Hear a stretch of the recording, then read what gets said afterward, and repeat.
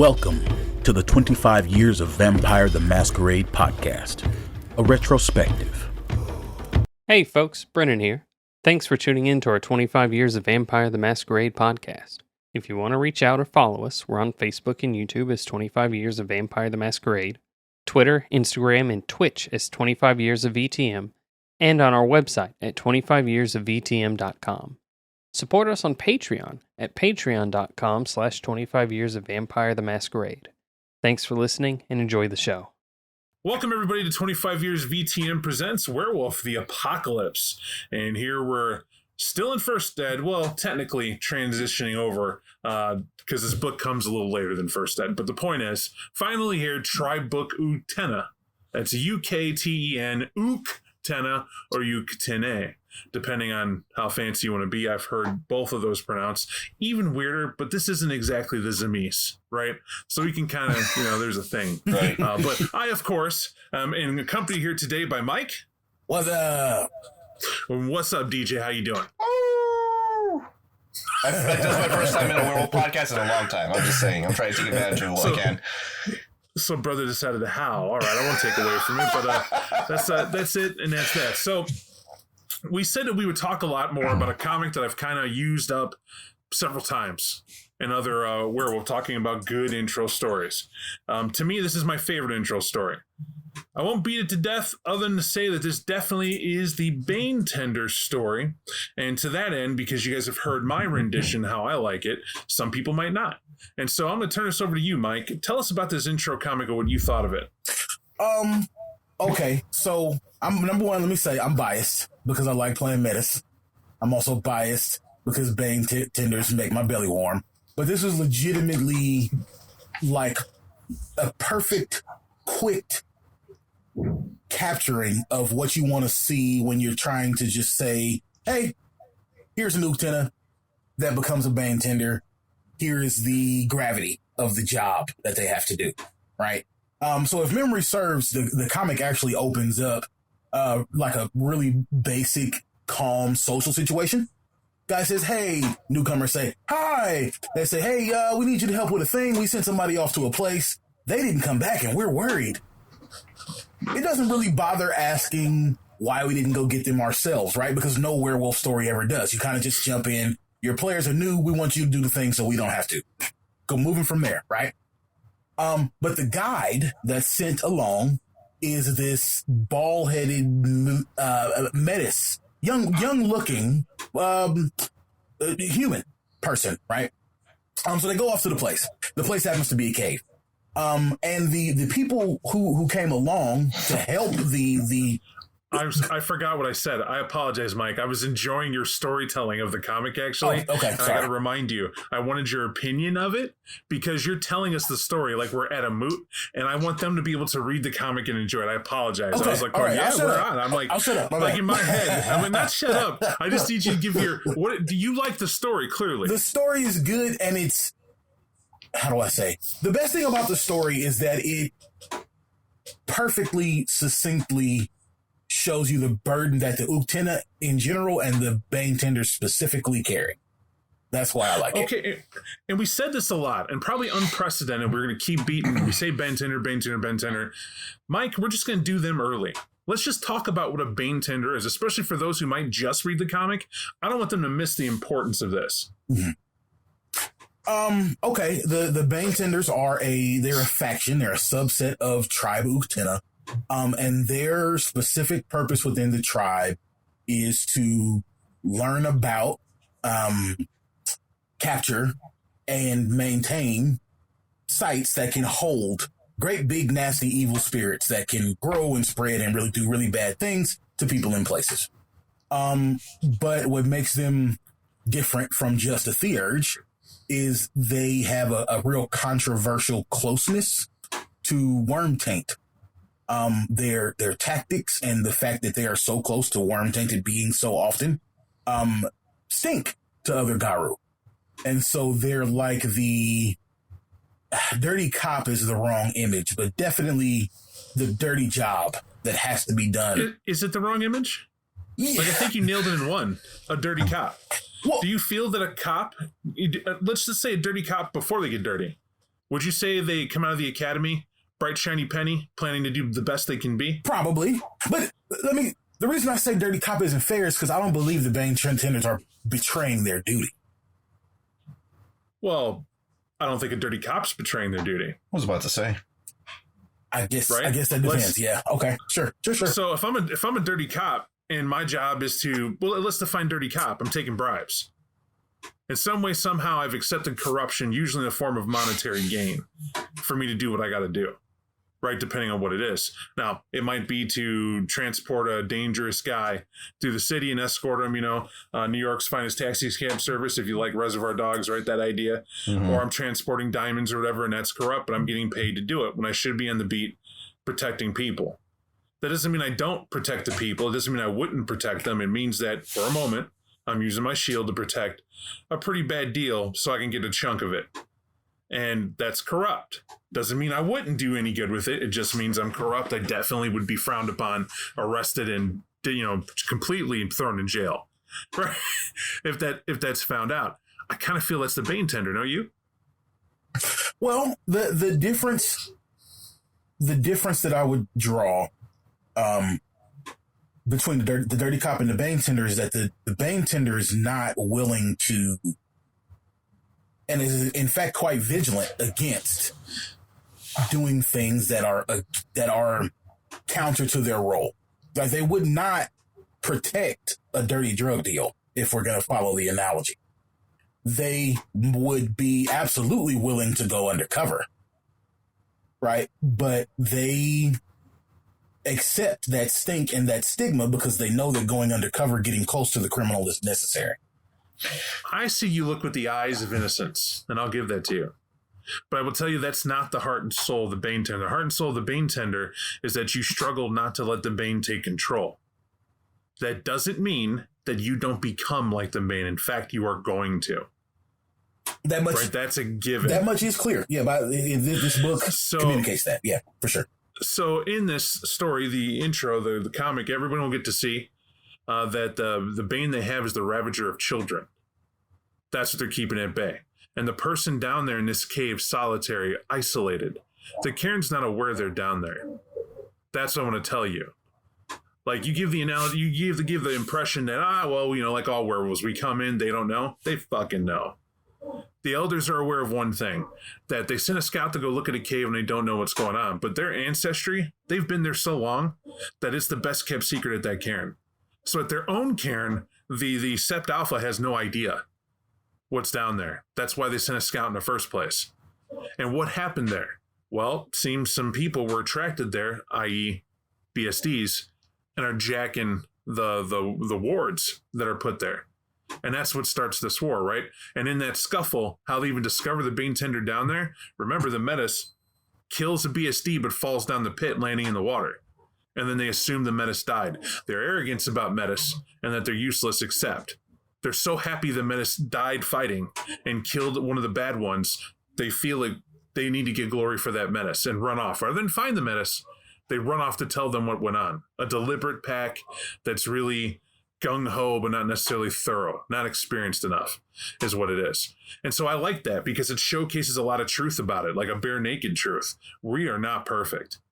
But the most cool thing about that, though, is that Bane Tender had to goad the Metis, right? Mm-hmm. That's the important thing. I won't say the end and how, but the fact is that it knew, the Bane Tender, it called out to Gaia, the spirits, you need to send someone here because I can't hold it back. It's not talking about the release of the Bane alone. It's possession. The possession the Bane is trying to take over that Bane Tender. That's the sacrifice made they talk about. So when you mention how far is corrupt and that they rot, this is not worm taint. This is succumbing to the worm. Right? Of course they're worm tainted. That's why we hid them. And we know what they have to do. Because if a Bane's that powerful and that strong, you are going to reek of the worm. You don't have a choice. But isolation's your key so that you can't do the things the Bane would urge you to do. If it's called Ravager of Children, their goal was to keep all kids nowhere near this site at all. No rock climbing in the mesa. When the rain comes real good and the water rises, you don't go swimming. You're nowhere near where you think you heard an old man yelling and singing into the night. You keep your ass home. Right? Because bad stuff happened to you. Stay over here. We don't know why. That's what our ancestors said, and it's just what we do. So you just leave it be. Kind of like that element, that strong feel is there. Now, I too wanted to ignore this. I've read this book. I was keeping track with my brother today, just trying to see, we like this book. We've used the Wendigo, Uktena, and even the Croatan, several different campaigns, a lot of times playing a LARP and not. And often you read through this, you get what you want and move on. This important piece missed us both somehow, was understanding that when we created a villain, the writers already implied that you are a villain. Did you ever hear that the best villains are the ones who intend to do good? All the time. That's what a Bane Tender is. That's exactly what they are. And that's the impression. It's not to piss on your statement. It's to say that I take it a little farther, right? Because when I read that, you don't guard the Ravager of children and are begging to be replaced because, you don't want it to get out. Right, that's chump change. You could have had the whole Cairn involved in keeping it in place, and if it was something as simple as 10 guys round the clock, locked down, solitary confinement for the worm, right? That's not the same thing. This is the will and the power spiritually to sit in the Umbra and keep a bad thing down because you are tricking it. You're doing all the things you can do so that it doesn't burst out. I have a question then. So, even taking a look at the intro story, the way I took it, and I could be looking at this incorrectly, but here's DJ the Everyman, right? Do you think that, especially after, the original Bane Tender had called out for assistance, knowing that he wasn't able to hold it back and Gaia was making the response, that scout pack just wasn't cutting it and it was meant for the Metis, and the reason why he did encounter these BSDs may have just been to test his metal to see if he could get to the final boss? No, I would say no, because there is a part there, though it's easily missed, where the Bane Tender actually says, "You're not who I asked for. Why did you send me a child?" And then adds the comic, who better to guard the Ravager of children than a child? Is the point that gets made real quick. Is this pointed out to me that the aspect of calling out for the help you think you need, that's not necessarily the help you are going to get. So that's where it is. And also it doesn't seem planned, because if anybody had built a cairn and they knew it was on top of some great evil, why wouldn't everybody become super theurgists? Why would you have anything than people who were badasses dealing with the Umbra? And the answer is real simple, and Mike already said it. Because the Bane being around it's corrupting you. That's unmistakable. And to the Bane Tenders, we can only have so much in sacrifice. So we got to train a Bane Tender to be the best of the best at handling, trapping, and defeating these big, powerful things. But we also know that we have to ultimately sacrifice them. We don't get to retain this knowledge to share. It's only in dealing with something that bad, which really ups the ante. These are like the super, super, super Uktena theurge Uktenas. You know what I mean? Mm-hmm. They're the apex, but they can never share that power because they're dark secrets that they've peeled from the mind of something that was never, ever human. It's just evil incarnate. And they've steeled themselves to be able to look in the face of that abyss, if you will, and come out. But why I said this and paused at the beginning here for probably the first time we've done in really any book is on purpose, because this is actually the definitive moment where you see Vampire's theme actually coming over to Werewolf, where they're actually pointing out to you in a very different way, but it's still the same theme, that a monster you are unless a monster you become. And that is exactly what a Bane Tender is. And I actually like that. I like it a lot. It's showing that the evil for its purpose isn't its only thing. But yes, Mike. Well, it occurs to me, and I guess I'm kind of sort of playing devil's advocate for the Bane Tender party line. They always dance around the idea that the Bane Tenders are actually doing wrong stuff, like as part of the price they have to pay. You don't see the explicit evil of whatever a Bane Tender might be or might have to do, except in stories like the one Bathsheba tells. And even then, it's painted as like heroic, right? Whereas a vampire, you see very clearly they're doing some foul shit, but it's so that they don't have to go further down a worse path, right? So where is our clarity on the badness, whatever the evil is that the Bane Tenders are doing, other than accepting the corruption of being in the presence of their prisoners? What What are they doing that makes them monsters so that they don't have to be worse monsters? Does that make sense? It does make sense, but we have to understand the aspect of the story that would be built talking about that Bane Tender. You don't just sign up as a player and I'm going to play a Bane Tender. Storyteller says, yeah, now you join a pack and run around and say you're a Bane Tender. First off, if you're a Bane Tender, you're an NPC. Sorry. There's no other way around it. These people are kept in secret doing what? Tending the friggin' Bane. That's what they're there for. You learned from a mentor, often posthumously, exactly what you have to do to keep that Bane in particular down. That's your point. Now, what are you doing? Well, we can wax poetic, but I bet you it's something along the lines of the nature of the Bane. Learning how to either trick it, deal with its devilry, or whatnot. Because you got to remember, a Bane's in prison, but it's not. It's free to talk to you, and it's going to. It's free to tempt you, and it'll try. And it's trying to wear you down, to weaken you.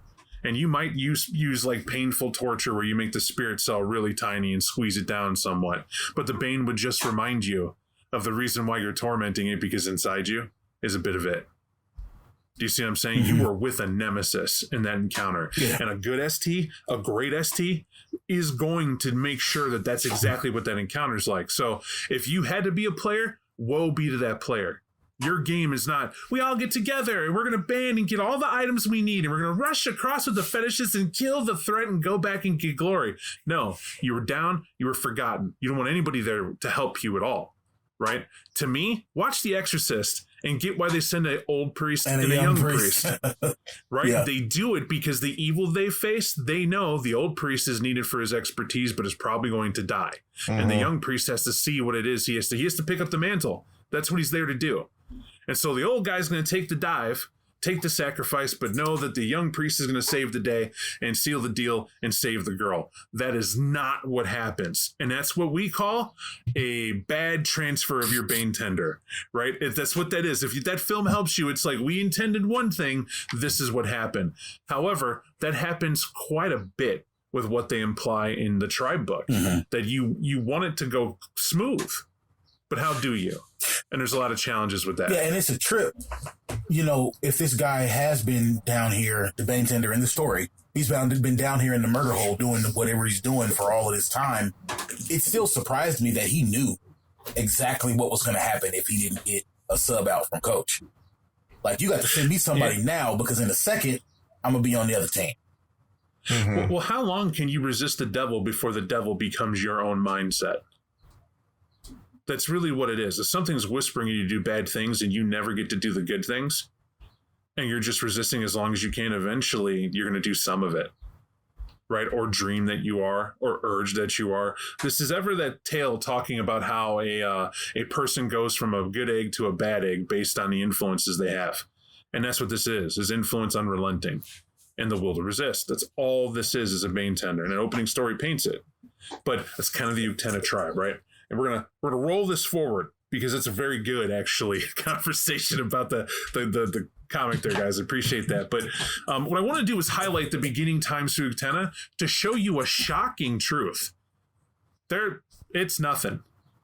If you were looking for a big reveal, I'm going to tell you right now, I know there's not. I'm telling you there's not, because the Uktena have one of the sweetest beginnings. It's a nice, cool tale. It definitely gives immersion. It gives an idea that they want you to feel very, what a Native American tribe might have said and what tools they might have used and a moot to do it, right? Call a big moot, start singing a tale. And my favorite part about this is that they use tools in their stories that you don't necessarily see mention or catch mention in others. This is pretty vivid.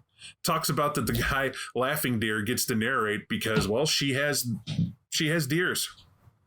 She has deers preserved with paintings on them to show them what her ancestors' had told her about this. And so when you come with visual aids, pretty rock solid that you're going to have it. But what she says is pretty entertaining. Basically, Guy and Luna got together and made everybody. That's her tale. Yeah. But right? It also stood out to me, really, that of all the tribes that do all the things, this is the only origin story that isn't about like some sort of sexual union, right? Or something really, really awful in the origin of a certain tribe. You didn't get that feeling? I'm looking on your face. It seems like you didn't get that feeling. Because I'm wondering just how many you've read, because so far in everything we've read, there's been, like, I don't even see anything as necessarily... I'm letting you express that, is what I'm saying. Before I'm like, poo-poo. Let me express that a little bit for me, just so I'm not lost. I want to go with you. When I read this story, I don't get a tale of, like, the tribe being born from horror. I don't get the tale of a birth. I don't get the tale of these people were having sex in a circle. I don't get the tale of, like, we came from people war. Who had sex in a circle. Who do we just read where Gaia has 3 boyfriends and that's where the tribe comes from? First off, it's been a while. I don't know why you have a problem with Gaia having 3 boyfriends. She had a lot more than that. Like, where do you think kids come from? I don't think of a tribe as kids. No, first off, you just don't go back far enough. There's some pretty... Look, man, I'm Bastet, man. There were some pretty slick guys, right, that she had to choose. You know what I mean? There were some choices going on back in the day. I don't know. In other words, why I'm messing with you, Mike, is because you're right to feel that way. But this is more speaking to the spirit of the purity of the Uktena telling the tale. Mm-hmm. And they even say that, right? They say distinctly on purpose that others will have their story, but this is ours and they can tell it the way they want. This automatically also tells you we're going to ignore and cleverly reword some stuff to make it simple for us because we don't really care about anybody else's opinion. I think it. And again, that wasn't a criticism I was throwing out there, by the way. It just, again, it stood out to me that this origin story didn't involve violence, occultism, or intercourse. Right. Because to add on to it, it does exist, but I think, one of the things to kind of take a look at as well, as Bob was mentioning, was I think it's also like the MacGuffin of sorts, because so long as the story is as pure as it is, because everyone, even Silver, the Silverfang Shadow Lords, they all have a sense of ego that comes from it. This is what happened because our people were called to it, and this is how Gaia brought us into being. And Uktena is like, you know what? Peace and love, folks. We already had existed as it was. Make of it what you will, but you know what we won't do? We won't put ego out there because then it covers something up. I have the last line in here for on purpose because Uktena to me are arrogant as it gets, and they definitely have occultism here, guys. I'm sorry, and what I got to say that for is because Gaia explicitly is someone who's sitting in the dark using mud and water to make something and asks Luna to shine as bright as possible so she can see what she's doing. I don't know about you. There's no person in the history of ever I know made life out of nothing. Right? Now, granted, there's mud and water. It's not exactly nothing, but you know what I mean? Like, I never was like, hey, Lucifer, can you pass me the salt? Right? And he's like, well, Bob, you can't have this, but who am I to say no? Right? And handed it over to me. Right? That sort of thing. That's what I mean. This is like what Gaia and Luna are household names. Like, you can imagine them in a form that's just chilling out. I can't. When they say this in here, of course it's parable, right? It's like relating to a story that they like to say, and it's simplified. The point is it's a simple story of origin, but it's definitely a cult in it, and there's definitely deep meaning to it as well, right? Because we could look at this. If Gaia is of the earth, that means that all life was made of her, right? Because she uses mud and water. But they want to say it's the elements that were involved because they talk about the elements of the story that were used, right? The wind gives us our ability to speak, which we all know I have as I talk forever, right? That's what I have, but that's a gift from the wind itself. It's mercurial, it could be powerful, it could be soft, but that's the wind. And then, the branches and the rocks to give sturdiness and teeth and everything else. They literally put together how Gaia makes all these things from her to make all children. That's what the Uktena say, and it's a powerful thing. But they said a lot of the children came first, but who came last is important, because that's the shape changers, and that's the guru. And we know there are other shape changers, but we could care less about them. Now, they don't say care less, but this isn't their story, is what they say. It gives me the impression, whatever. This Uktena mood. We talking Uktena things. and that's that. Now, why I consider that a cult and I consider that mysticism and adds into it is because you're left wondering, if there were children at this mood, which is why I like the tale as simple as it is, you're like, oh, I get it. Gaia did all these things. You're not going to question. Isn't Luna the moon? Isn't Gaia the earth? Mud and earth and stone can make, I can see children after this going to make little figures of their own to try to mimic the story and see what that's like. And that would be cute. That means the tale took, and that's good. But the adults, you're expected to take a minute and sit back and think about that. Purity is the story. You were made from the pure elements, and this is the stuff that you were expected to be and what is supposed to be of your composition.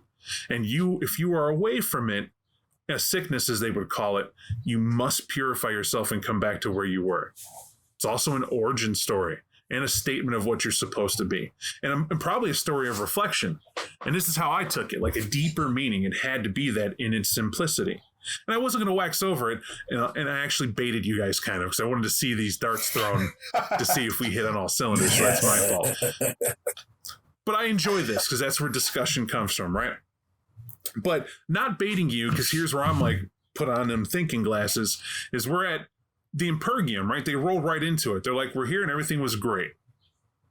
Now, when they talk about the Impergium, what I'm going to give you is that the other tribes had a very violent tale of this, sad stories and things that went bad. How did Uktena see it, though? The Uktena are full of shit. Bold 10 statement, pounds sir. of shit in a 5-pound bag. So basically, the Uktena characterized the Impergium as like a period where occasionally we had to prune the branches of the human family tree, but only those most rotten buds that were beyond hope, right? They basically say that because the people who they cohabitated with already understood how to commune with nature, they were not really forced to go too far during the Impergium. At least certainly not as far as the wormcomers from Europe had to go in theirs. Okay. What do you think, DJ? Do you agree with Mike? I actually resonate with a lot of what Mike says because, once again, I still think that the way the story is being presented shines them. We've seen this in every single one of them. It always shines them in the best light. They did what they had to do for a reason. In this case, they talk about the soft hand, right, by comparison, and that's how they present it. What I would say is you both have drank the Kool-Aid of the Great Waisichu, and you would, of course, see it in the delusional mindset of a Western eye. But I will enlighten you, as only this book attempts to, because obviously it was written by Westerners, and they did have some people they consulted. But the point is, right. I'm joking with you. I'm feeling the role play of the Uktena now, and I feel you both are still the ignorant Geta Fenris and Red Talon that we cite as being excessive in the Impergium, that in the beginning, before they even went to the Purelands, the Uktena could see that the Red Talons took it too far and the Geta Fenris were far too violent with it because they would take the hale and the strong. However, we are wolves, and wolves are born knowing not to tend thy sickness, right? We know to cull the sick. We know to cull those who can't keep up and those who are a drain to the pack. The wolves know to deal with that and not to have it. They instinctively know. However, humans were born to be hunter-gatherers. Think about that. You were born to be a hunter-gatherer. You weren't supposed to sit at home and not go out to hunt for your food that day. That's what you had to do that day. That's it. That's what Gaia intended. You wake up with the sun, you go out, greet everybody. The tribe has things to do, and it's all around survival, and it's all around getting the food that we need. Never more than we need. Always what we need, and you bring it back for everyone to have and enjoy. And when it gets cold, you go to where we can tolerate. That's that's moving part, right? We didn't build large stone houses in the middle of our mother. As they see it, it didn't make sense to do that. Why would you do that? She gives us what we need. They only highlight the point to go forward and say why they went to the Purelands is because even though that they weren't driven off by seeing that, Gaia called to them. And why Gaia called them is said is because of how you respect the humans. And in your example that you set for them, they learn to do what you do. And because of that, I need you to go to this other land where the wild still reigns. Because the weaver is driving the worm insane. As they see it, all this technology. How so, you might ask? You may think farming was great. History will tell you it is. It helped us stay in one spot and build great and have homes and all that stuff. But not to the Uktena. To them, that's exactly what poisoned us. The moment we saw that we can get lazy and force the land to grow what we wanted and we didn't have to leave was the beginning of the end. Because now we'll know excess without ending. Gaia gives you what is supposed to be there, and you get off your lazy ass and you go and get that food that you can and you bring it back. Trade if you must, do what you can, but you're going to have to move. And when you move away, this allows Gaia to replenish what was there.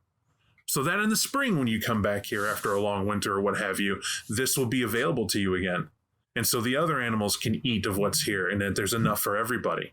That was the plan. But when you decided you were farming, what do we do with farming? We know first we must burn the forest down in the area to create large acreage to allow us to, right? You're nodding your head, Mike, because you know exactly what I'm talking about. Yeah. And this is what we did. And to the Uktena, this is the problem. How do you harm your mother to force her to feed you? And she already had the plan in mind. And that's where the anger begins. However, Gaia knew that this is going to happen. And Gaia even said, now hold on, the Weaver has a place. Now I know where they're at. The Weaver's already here, and the Weaver is balanced, and we must have a place where it's at. So I have a place for you. And so the Purelands was had. And there go the Uktena, the Wendigo, and Croatan. Except the Uktena say, hold on there, Bob. We didn't all come at once. Right? They say the Croatan and the Uktena scouted. They came there in the harshest of climates and the worst of conditions for winter. And they came ahead of little brother, which is Wendigo. Because they knew the game would be hard to find, and they were the wisest of the three of them. And even though the Wendigo were pure, they were needed for a different task. And so the Croatan came here to endure, and the Uktena came here for their knowledge. That's the two things I like about it. And when they got here, what did they discover? The land was huge. The Purelands was this huge, vast place, and there's more than enough. They just had to divide where they were. So the Croatan took their space, and the Uktena took their space. They only ate enough game for the first big thaw. And then when the summer came, then here comes Wendigo. And when Wendigo got here, they were like, we're going to stay up here because you guys already got your turf. They were like, thumbs up. We're all now settled. By the way, there were people already here. So the Uktena outlined that. When they came here, it was like, well, we can't jack them up, but we did abandon our homes where we weren't on purpose. And we brought who we knew can follow Gaia's edicts because she had a plan. We also saw some dangerous shit when we got here. In this harsh climate, and probably why it was so frozen so bad, is because the wild retaliated against the worm. All these big McNasties and what was here, the wild froze it over. And Gaia said, hey, if you're willing to come here, hustle, take them out, do what you do, that can restore the balance, and maybe the worm will stop being insane.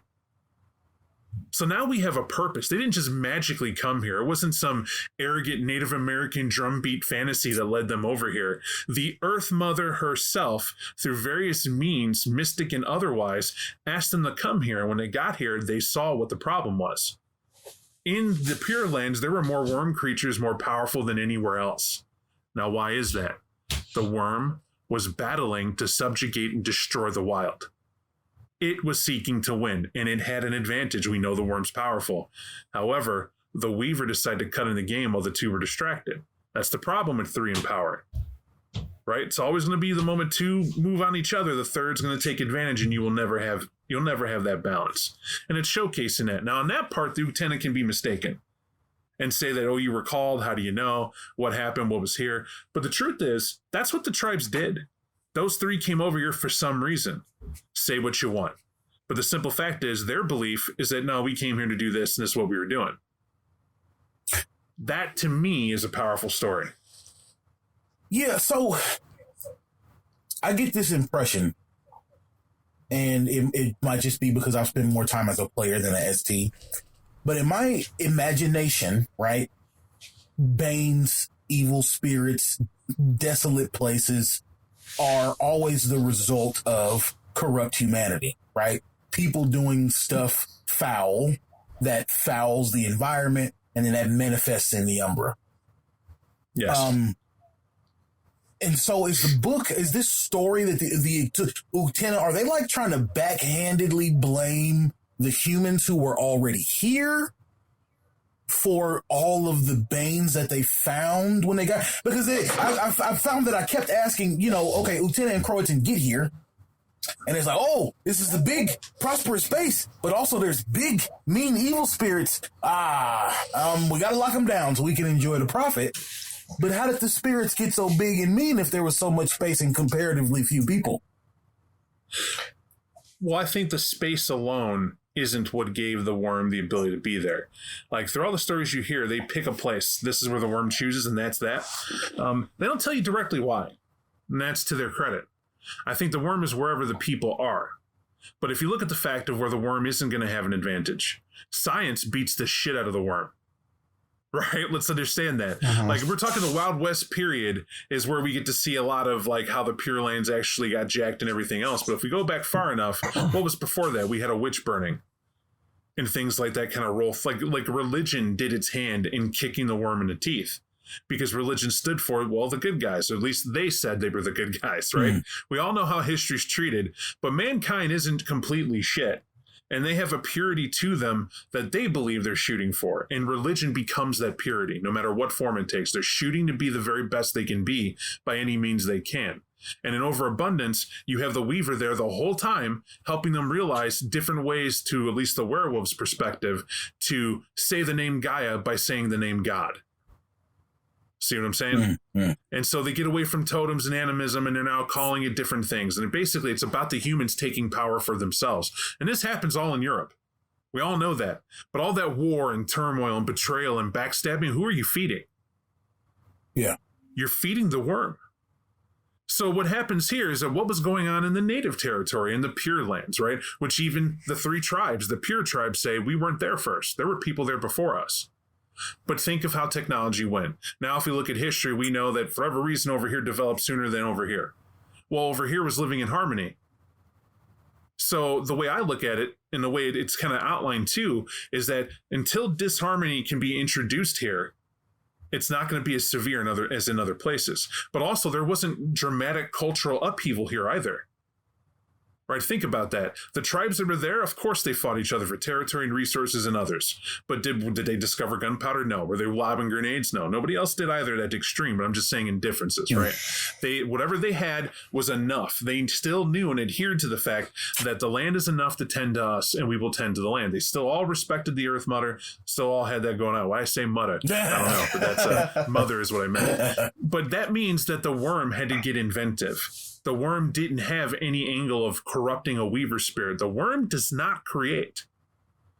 Right? That's the cool thing about the worm, in my opinion. If you ever want to know where evil comes from, it always starts tiny, starts small. Its corruption is the worm's greatest strength. And so what you have here is that as they found reasons to fight each other, there's sparks all over the place it created. And then some really bad stuff was happening in some very bad ways. Now, if you ask me, the Eater of Souls is actually payback from the Aztecs. I can see that. Right? Yeah. Mankind did that. No worm told you to do that, honoring, because they were honoring what? Technically good deities. We're giving you this sacrifice of the only thing we know is the greatest, which is life. Take this heart. And this is how it is. And it didn't start off, by the way, just their enemies. Purity was chosen, or a child was, you know what I mean? There's all sorts of shit that you can look back and see that for some reason, sacrifice of life was a thing. We look at Cain and Abel.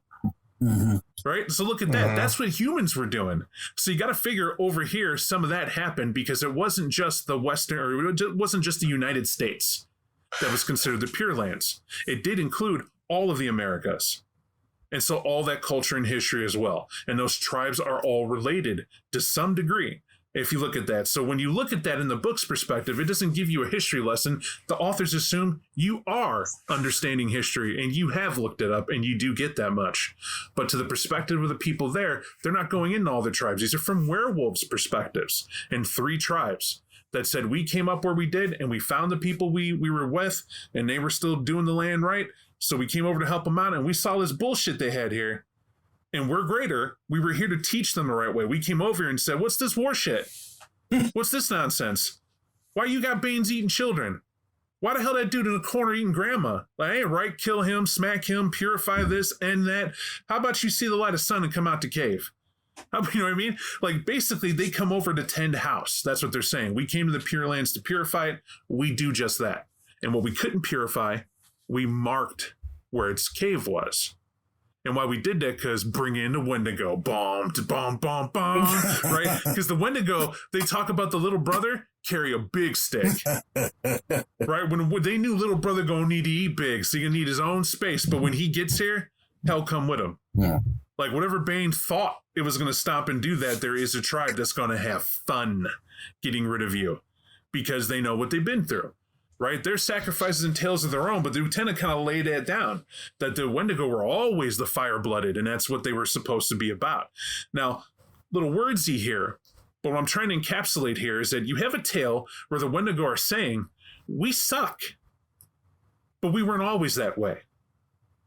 And we took a knee and sacrificed in some ways because we were great once. We came here because Gaia asked and we did what Gaia said. But when we got here and straightened her house out and had the wild here, she was wrong. Why was she wrong? She thought she could make the worm not insane? By what? Having the wild be this bright, shiny penny to oppose the greed of the weaver, and the worm just literally teamed up with the weaver. Isn't that madness itself? Yeah. That which causes you pain and suffering, you teamed up with it to come at what? The place where you were actually, your shit was getting worked out? Yeah. That's how bad it is.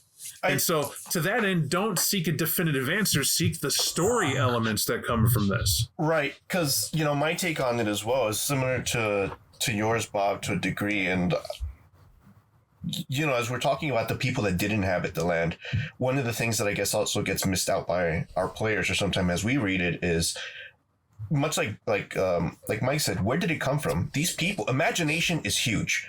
Right? That's why every time you think about stuff, we can tell you don't mention devil's name to mention this to give it power. And there's an innate fear that also comes with it. This wild tract of land, and you were right, science does do a wonderful thing of trying to explain everything away. And as you start to narrow your vision, you get to define what type of monster you want. But at the same token, when you have unlimited imagination, when this wild is open, wide open space, civilizations just coming in and having these culture exchanges, the monster's just as big because you could imagine it just that much bigger. Is the way I also see it. And it reminds me of, for those of you who remember the old comics back in the 90s, there was the Max, the guy who wore the purple suit, and he got to exist over there fighting the Is, but it was the biggest thing was the subconscious of his outback was this big, wild location where all these animals may or may not have existed. But it's the human subconscious that he was traveling through, and there's a lot of crazy things that people themselves come up with. And that's the flavor of the Purelands as they painted too. Is just, honestly, I like how you put that. Like who knows what it was like? It was unpredictable and wild and scary, and they were there to handle it, and that was cool. But they do tell a very important part here that I think is it can't be forgotten. They slam home this perspective that the War of Rage didn't just happen in Europe, right? That there was an aspect of it. The survivors made it to the Purelands of what went on. And actually, if I can, I'm going to add it. The Grawl didn't. Like, the Grawl might have survived in remote places. They certainly didn't survive in the Purelands. And when they hammer this home, I'm just going to ask you, Mike, because I am actually enjoying this almost counter could be this, but the War of Rage from the Uktena perspective, how do you feel about it? Do you think they do it justice? It seemed like they were honest when they're looking at the War of Rage in retrospect. They were able to acknowledge that they did some things they shouldn't have done to other changing breeds and reaped in kind when the Europeans came. I don't get that vibe of they're bullshitting me here because this is the propaganda section of the moot from their account. They even had a song about it, right? Where they say, hey, everybody else is gone because they're afraid of you and they smelled you coming. It's probably because your ancestors did something they shouldn't. I felt that. It felt honest. I'm gonna agree with that. That honest portrayal of it was there, and they even highlight points that nobody else really does. Everyone else is like, the Silver Fangs are upset. There is some, I'll give you that. Everyone else has a kind of a dodgy-eyed, yeah, we did it. We're ashamed. We're over here. But we're not going to really, we were in it. Sucks we were. But and everybody else also, they always pour in some kind of justification, right? Yeah, we did it. Yeah, it was wrong, but here's why. You don't get that vibe from the Uktena. They just say, we shouldn't have did that. They just own it. Yeah, they tell you straight up that the reasons were simple. They were chosen by Gaia. They were the most glorious protectors of Gaia. They were the strongest because of the pack. And they knew they were supposed to be able to do that. And then they saw these other shapeshifters, and they had the land they wanted. They had territory that was mystical, so they came in and the werewolves took it. And killed whoever thought they should have it, as often nature sorts it out. And then they had fetishes, too, that were awesome. And that's also why some people got targeted, and they just took that, too. Why stop there? And they went and bragged to the spirits about how gloriously powerful they were by comparison. However, the Uktena are more or less like, I guess it's easy when we just decided and didn't tell them that we were going to have a war. right? That's kind of a thing they highlight. This war happened out of nowhere. It's just one day, someone said, hey, I want that fetish. Turns out that it was a werecat that had it. Bastet wouldn't give it up, so we jumped him and killed him. And then everybody else said, that's how you got that shiny new thing? It's like, yeah. Well, let's go kill the other Bastet and see what they got. Nothing happened to you. No spirit got mad. You got glory for it at a mood. Oh, well, apparently we condone it too, so let's go make that happen. You know, who dropped that ball's the question. And I suppose it's a different time, but that's kind of the point of the Uktena. Mm. And they were shocked and made it to the Purelands as well. And what I mean by that is the Garal were hunted all the way to where, let's just say, not many bears were alive and kicking it for the populace the Garal once had, as rare as they are. And the truth of the matter is that the Uktena suspect they're somewhere, even in this book, right? They weren't completely wiped out. But they only know that because when they got to the Purelands and it was done on a long enough timeline, eventually the Koraks and the Pumanka and the Were-Coyotes, the Nuisha, they reveal themselves. And they have territory. And what amazed me, and I thought was very cool, is that the Croatan, Wendigo, and Uktena were like, cool, keep it. That's your land. Enough's been done to you. Yeah. We were wrong. And left that cold open. And I was like, great. Truth in print right there, lock, stock. That's awesome. Yeah. And that was it. But Mike, I don't want to steal your thunder unless you're going to give it to me. So why do we say that Bathsheba Darkwalker is a badass Bane Tender Lupus? Man, she tells this harrowing tale, right? Like her section of the learning modalities moot, right? Where we capture our visual learners and our tactile learners and our verbal learners with each storyteller. Her section is actually getting the people she's telling the story to do a dance while she explains to them how they capture. What was that? Did she say what the Bane's name was? I can't remember. No, she describes it though. Okay. She doesn't particularly name it, so I won't try to. But she tells them a story by making them dance, as Uktena would have needed to. The tale of the capture and the fighting of the Bane. And she gets down to it, and it's like there's the great climax, a great finale. But in the story, she had mentioned all of these people other than the Bane Tenders who had to take up their positions inside of the circle. And they performed the great ritual and they managed to bind the Bane. And the last thing she says to them who she's telling the story to is, do you think those people who were in the circle with the Bane got to leave just because we completed the ritual? Right. And you get this heavy impression that this is the level of commitment that the Uktena expect from everybody who they stand next to. We'll be in the circle and die. We expect you to be ready to get into the middle of the circle and die, because these things that we fight can't be allowed to persist in what they do. And that was heavy for me. She's a warrior to the depth of her soul. It's very heavy, and to read it, because we're both paraphrasing when it comes to it, they wrote that very well, because it's a lupus first off, so that's already hard. But even when she announces herself, she says, I'm Bathsheba, Bane Tender Lupus, but that is also not my name. But you will get up and you will stand here, and we are the Uktena who perform this ritual, and you will not leave the circle. And it starts telling the tale of the Bane. And I'm not going over the top of Mike, but the nuance she puts in is that of what this Bane was doing, how big and savage it was, how the screams of agony from the warriors trying to distract it were in place, how the people around were kind of just dropping dead from energy. And but do you think at the end they all got glory? And that's the point. Right? It smacks every werewolf tribe in the face that says, we did it for glory. Posthumously, yeah, charge the evil, we did it for glory. And she goes, nah, there's no glory. There's nobody else there. Yeah. They were there and they did what they had to do. And at the end of the day, one of me gets to stand there and keep that asleep, which means my pack got slaughtered. Ooh, glory. Right. Guess it's all mine. And that's that. And then says, we're not done. Now that we talked about that, let's talk about the other truths that apparently you're only going to sing about the good stuff. There are dark things. And probably why that's her freaking name, right? And then she rolls right in there. I'm going to tell you the story of the Wormcomers and the Wormbringers. Yeah. Yeah. kids, gather around. You people who are dancing, you're over on the left, you're over on the right. Here's the deal. You're the Croatan, you're the Uktena, and we fought. That's right, brothers fight.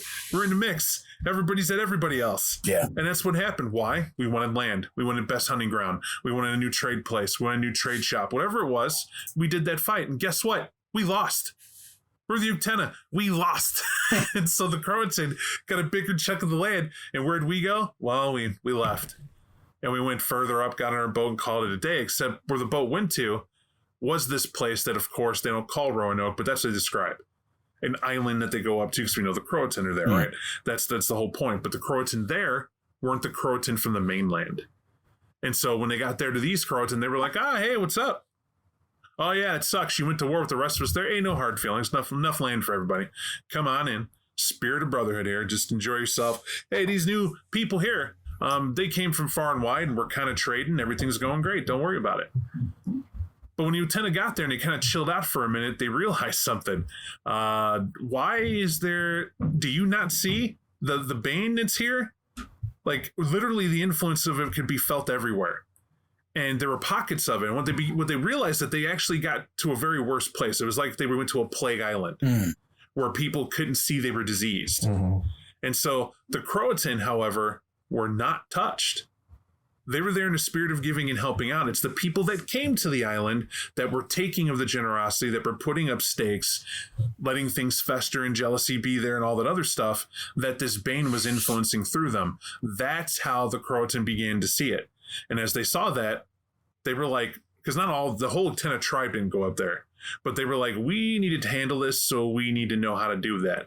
Since we're the ones who kind of had the will and we're stoic and we came up here at first and we have a way of being, let's send word to these great Uktena spirit keepers and shamans and whatnot and see what they got. And that's exactly what happened. And the Uktena who were not corrupted were like, oh, shit. Yeah, the Uktena that went up there that lost that fight, they're really in a bad way. What are we going to do? Well, they did the only thing they can do. They gave the Croatan the knowledge of what they had to do, and the Croatan, because they're amazing, didn't ask anything of the Uktena who were there. Not at all. They did say, if you would help us, help, but don't worry about it. And some of the Uktena from the mainland came to help. They even say there must have been one or two Uktena there who realized what was going on and maybe not fully corrupt that joined in. But they all sacrificed themselves to this big bane that came over, and they had to do it. And this dance kind of goes through to show that, to kind of humble the tribe again. Not only are there bane tenders, we also had to help with that. And then we didn't have our shit together to make the sacrifice, though we had the knowledge, which means the Croatan did it for us. That sacrifice we bear on us. I suspect the Wendigo tribe is going to try to take credit for that too. Right? It's like a family member died and your eldest brother can be there to handle it. That would be the Uktena, and your youngest brother wasn't there to help out the mid. And the mid who never complained, who never once was the bad egg, took the knee, took the hit, fell on his sword, and both brothers are trying to blame for that grief, that loss they have for some sort of way. Makes it a very compelling tribe perspective where it's not, first off, they're calling each other brother. That was my favorite part about it. It's the first family reference across tribe where it's just, we're family, which means all Guru have to realize they're family. Now, some may colloquially say it, maybe jokingly and in a vernacular, but never to the extent to where we will lay down our lives to save our family. I bet to the Croatan, it wasn't we're killing our tribe. It was we're saving our family. It does kind of make you wonder, and I'm sure it's kind of pointless, but it does kind of make you wonder what the shared origin of those three tribes in particular is. How did that unity come about for them, but not other? It's in this book. I don't remember that. You may have missed it because it doesn't say it. It doesn't answer the question like you say it. But if you look at it, the pieces are there. Okay. And what it talks about is the fact that Gaia chose their three tribes because of how they handled the humans before being called the Purelands. Okay. That, during the Imperium, clearly you got the message of what I wanted. So I'm going to ask you to go over here and tend to the wildlands here and see if we can keep it in balance and all that stuff. I already talked about it. But that's where it happened. They already were separate. Everybody already had their names at that point. So we know it's not so far back as to be Pangea. But right when they were sorting out their differences, obviously they have it, and that's where you're at. Which makes that very cool, because before, you're right, no other tribe book says, you just get the impression these are arrogant assholes who went off and said, this land, we're awesome, you can't be here, stay out. It's not. There was a test, they passed it, they were at, hey, that comes with responsibility, get over here and do your job. Okay. But then what happens? When everybody else starts coming over, they also add an insight not had. You're thinking, get out of here. You're worm comers, you're worm bringers. That stuff happened automatically. It didn't happen automatically. They had a lot of land. So when people started coming over, what was their first response? Yeah, come on in. Don't worry about it. The water's fine. There's some rules. We got some rules. Do me a favor. Come out here, build your land, whatever, but don't cut down trees and blast nothing, and just be cool. There's open prairies if you want to build your weird wood huts and have fun with it, but use dead trees only and what the settlers do? Nah, gun. Boom.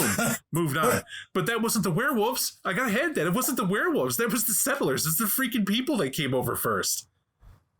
Right? Because once you open the door to the Weaver came in and was like, skabang, I got cards, I got gold, give me your money. Right? That's what the mortals were doing. It's the worst thing. So to me, their actual comment was that the worm comers would be the mortals who came first. Mm-hmm. They're the first that came over here, right? Because they were actually worm. The worm bringers was a distinction for the Gru, I took it. Right? Because in a lot of ways, they definitely use those words interchangeably in the text, right? Was that yes. Clear to you? It was clear to me in that understanding. That's how Bob reads it. Okay. Because to me, if you look at the word wormcomer, okay, so that means that you're foretelling that wherever you go, you're bringing the worm with you, right?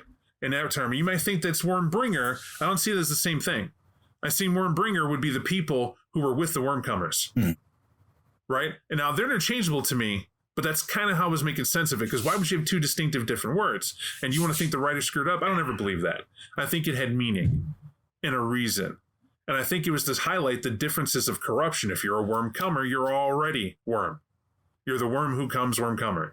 Worm bringer is one who comes with them. Okay. Right? You didn't realize it. Yeah. And that's that. Both are still worm tainted. It's just one's actions help perpetuate more worm comers. Right, like the beacon. And then you got it. And so to them, it was like, yeah, we wanted you here, but then real shitty you were. The guest in a nutshell. But before we wind that down, I want to turn over to some thought in regards, because you guys let me talk a lot. I appreciate it. And hashing out, kind of explaining some things. But I am still curious. In the terms of the Uktena, Croatan, Wendigo, from the means that you can and what you know, from this book especially, when it comes to the talk of insensitivity to Native Americans, do you see that this Uktena book did that? I wouldn't say that it did. And the reason I feel that way is because, as somebody, I don't have any Native cultures in my background that I'm aware of. And I did not see anything here that was offensive to me. Also didn't see anything here that set off those human resources red flags in my brain where I'm like, you can't say that about people. That might get you canceled, right? But with that being said, I'm not familiar enough with those cultures that they might have been disrespecting to know what might be disrespectful to them. Okay. That's just me.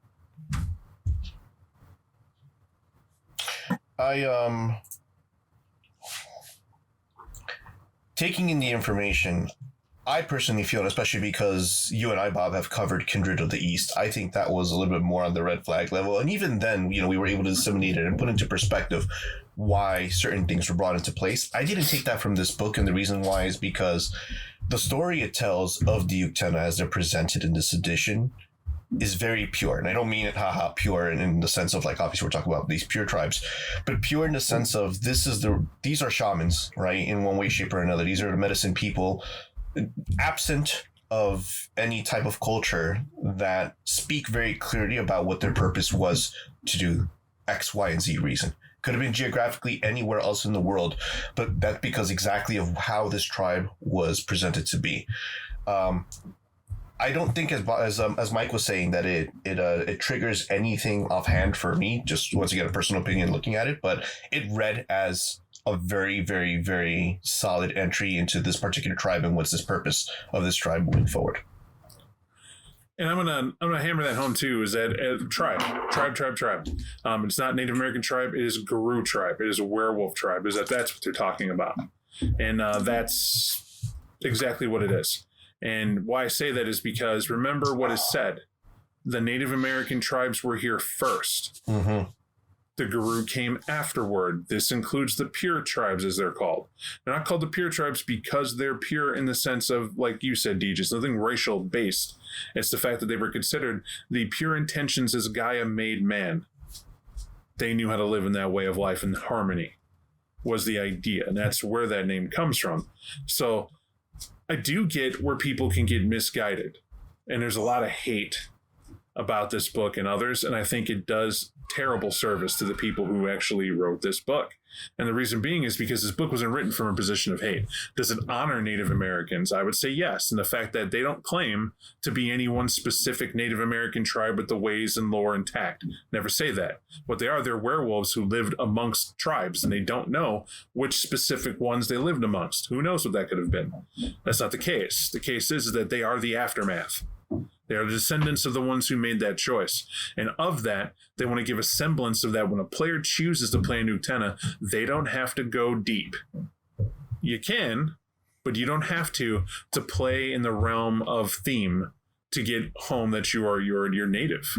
Right, as Uktena say, native Uktena at least, to where you're at. And why I'm saying that is because in this book, they tell a mood very differently. It's multiple people participating. Their answers are very short. I wax more poetic than they do in here in parts, but their simplicity in being succinct actually has meaning. The words were chosen very well. Sorry, Mike, you wanted to interject? Oh, no, you just reminded me, man, something that I was super impressed with and I would love to see more of when I read RPG books. They acknowledge that over time, as the Americas developed and cultures mingle, people come from other places for other reasons, the Uktena absorbed some of these people into their tribe, Yes. as exemplified by the storytellers who are going over the Uktena's history. Each one of them was from a different background. I think there was only one of them that they called explicitly a Native American person. And it was an example to me of how, as an ST or a player or maybe a writer someday, you can bring real life cultures, real life people, real life traditions into something as narrow as a werewolf tribe might need to be without making it campy or weird or like pandering. It was very clear they were different, but not in a way that was exploitational.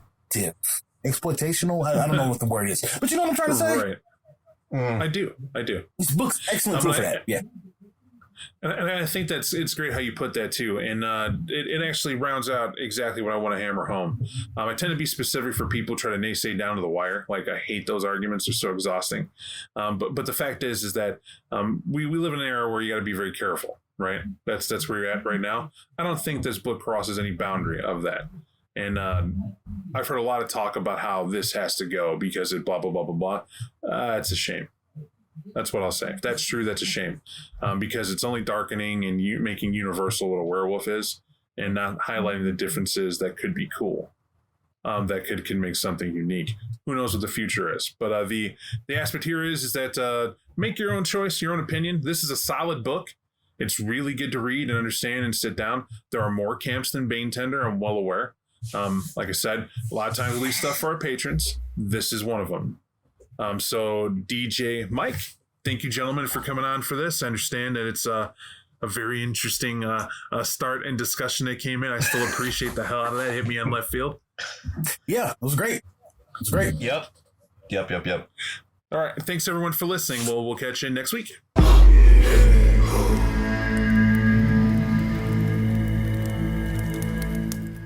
Thank you for listening to our 25 Years of Vampire the Masquerade podcast. If you like what you heard and would like to support us, please leave a review or share it with friends. Thanks again, and we'll catch you next time.